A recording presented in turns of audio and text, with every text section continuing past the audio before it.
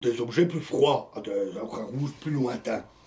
Et même des corps extrêmement froids dans l'espace, comme des nuages de gaz, à des températures de moins 200 degrés, moins 250 degrés, même ces corps très très froids émettent un rayonnement électromagnétique, typiquement là dans les ondes radio. Donc, notre but ici n'est pas d'étudier le rayonnement du corps noir, mais évidemment d'autres l'ont fait, et au XIXe siècle en particulier. Et quand on essayait de calculer le rayonnement du corps noir, on obtenait des résultats absurdes, vraiment absurdes. Ça ne marchait pas, en particulier pour les courtes longueurs d'onde. Dans l'ultraviolet, la courbe calculée divergeait complètement, contrairement à la courbe expérimentale. C'est ce qu'on appelait aussi la catastrophe ultraviolette. Et beaucoup ont cherché, aucun ne trouvait, personne ne comprenait pourquoi ça ne marchait pas. On a fait les calculs par toutes sortes de méthodes, en faisant varier les hypothèses et tout ça, ben, rien à faire, ça ne marchait pas. Et c'est Planck qui a trouvé la solution. Il a dit, si le rayonnement électromagnétique est émis par paquets, qui ne s'appelaient pas encore des photons, mais si ce sont des paquets d'énergie H fois nul, d'où le nom de constante de Planck, Planck a alors calculé que le rayonnement d'un corps chaud était exactement celui observé. Einstein a été un cran plus loin, il a étudié l'effet photoélectrique. C'est l'effet photoélectrique, c'est, vous avez déjà entendu ou vu des cellules photoélectriques, de la lumière arrive sur un capteur et c'est transformé en électricité. C'est aussi comme ça que fonctionnent les panneaux solaires. Typiquement, surtout à l'époque d'Einstein, on utilisait un tube sous vide, un tube rempli complètement vide, un filament fortement chauffé et ce qu'on appelle une cathode et une anode reliées à un potentiel très positif pour attirer les électrons.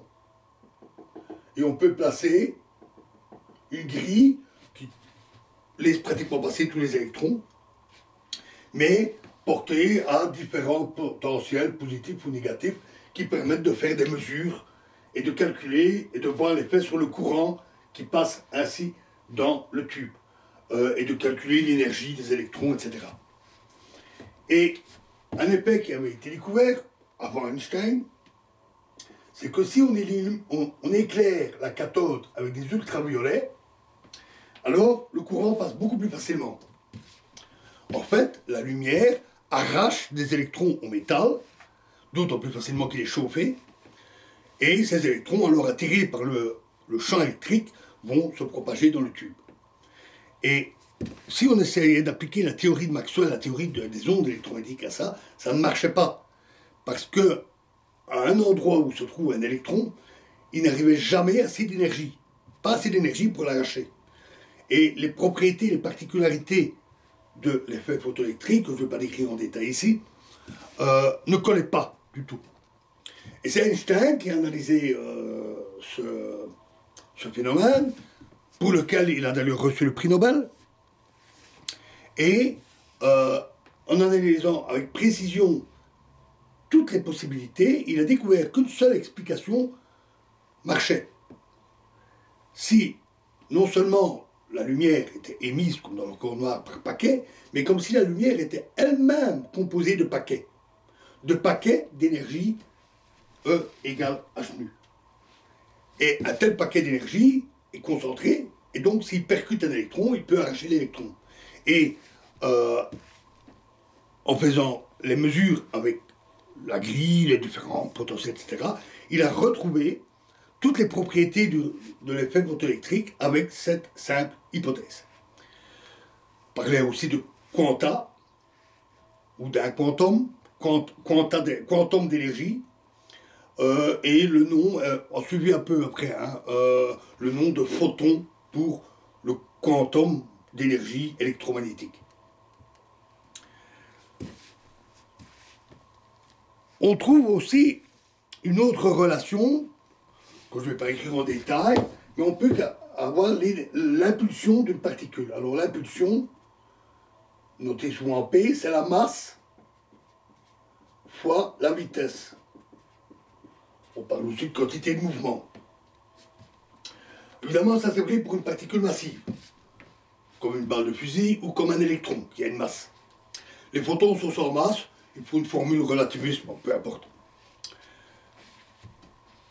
On a la masse fois la vitesse, et en utilisant E égale h nu et quelques petits calculs, Louis de Broglie a montré que l'impulsion était proportionnelle à la longueur d'onde de la particule.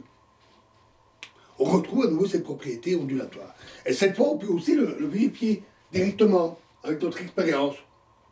Avec des électrons, on sait quelle énergie on injecte avec le canon à électrons. On connaît, on peut en déduire immédiatement l'impulsion de ces électrons.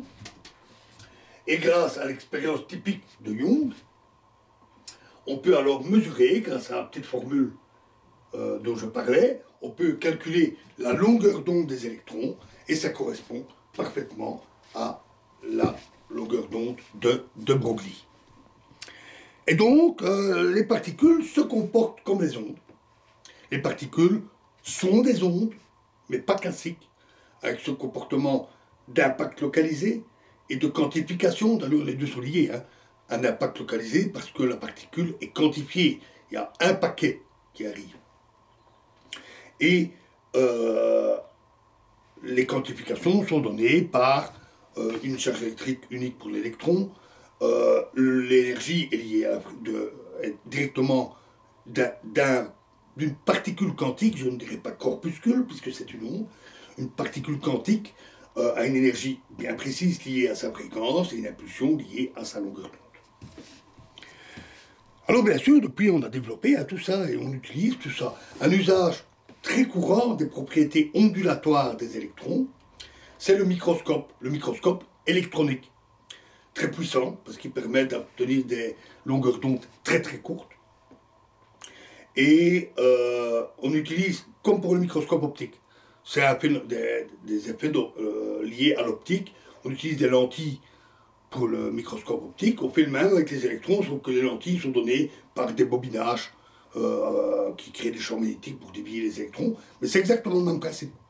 Et on obtient ainsi des images d'une très très très grande précision grâce au microscope électronique. Il existe bien d'autres choses. Voilà, alors, on a déjà levé un petit peu le voile sur les propriétés des particules quantiques. Elles sont un peu bizarres. Elles sont comme des ondes, mais avec des particularités tout à fait un peu inhabituelles, cette quantification. Donc des ondes quantifiées. Donc on va essayer de prolonger un peu tout ça, mais puisque ce sont des ondes, on peut aussi en déduire certaines choses. Et dans la prochaine vidéo, nous parlerons du principe d'indétermination. Je vous remercie.